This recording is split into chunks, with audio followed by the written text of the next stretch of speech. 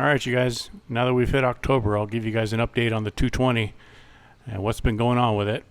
So everything's been doing really well, getting some good growth back.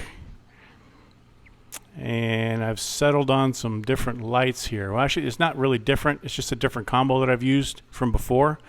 I put my 250 watt metal highlights back on there.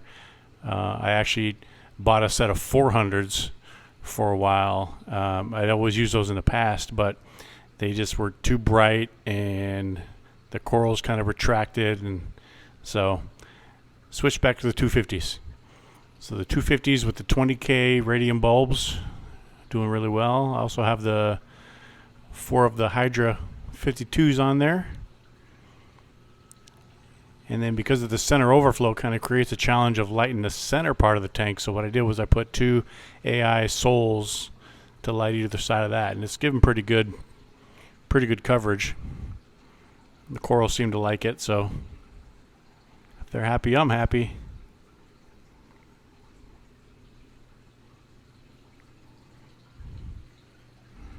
All the anemones are coming out and splitting, actually.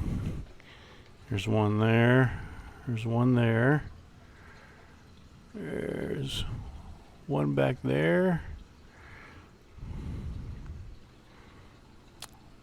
So with the anemones, the tomato clowns have been kind of making their own little holes here with the sand. So I was kind of kicking around the idea of pulling the sand out. I pulled a lot of it out, but I've been doing research on bare bottom tanks and sand beds, and almost 30 years of doing saltwater. I've never had a bare bottom tank, but what I've read so far, I kind of like it. So I'm kicking around the idea of doing that. So more to come on that. But then part of me says, if it's not broken, don't fix it. So that's the way I'm leaning right now. But everyone's good. Give you a little peek at the 90 gallon. So about a week and a half ago, came across this guy, this powder blue tang at the local store I go to.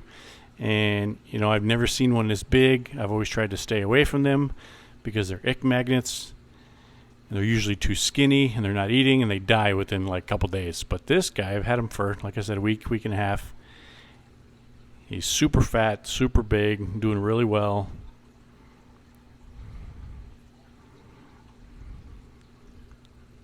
He's awesome. Swims all day. Occasionally the sailfin will chase him around, but they're doing just fine. And of course, Mr. Puffer's still kicking, getting fatter.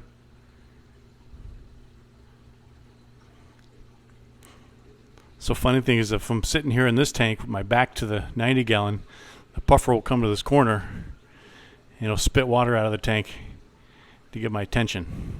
So it's pretty funny.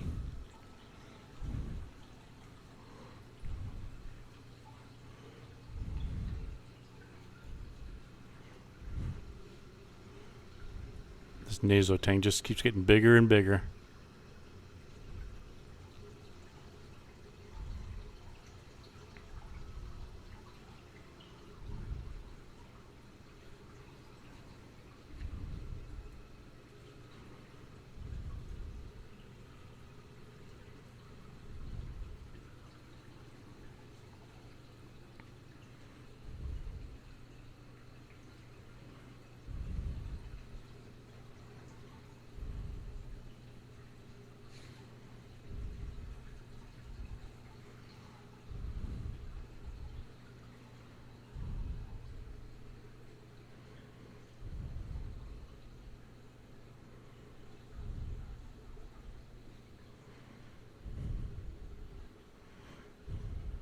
So I was thinking one good thing, if I do end up pulling the sand out and breaking this down, I'll be able to pull out some of the fish that are just a pain in the butt, like these little damsels.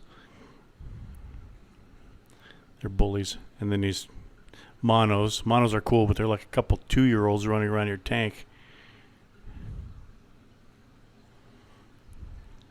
And my bird wrasse is getting kind of a little bit too big, so I may find a spot for him somewhere else. There's a little sea apple back there. And you know who I didn't see was the blueface angel. He didn't want to come out and play.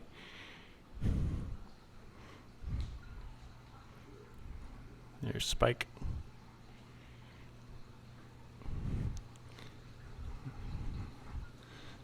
See if we can find him.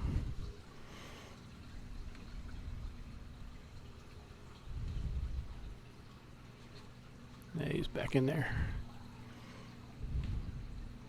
There he is. He just comes out to chase somebody. That's his little spot.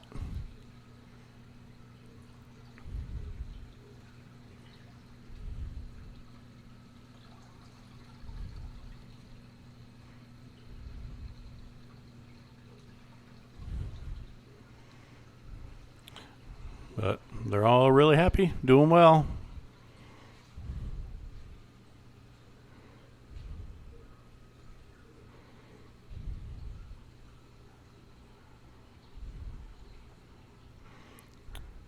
All right, see you next time.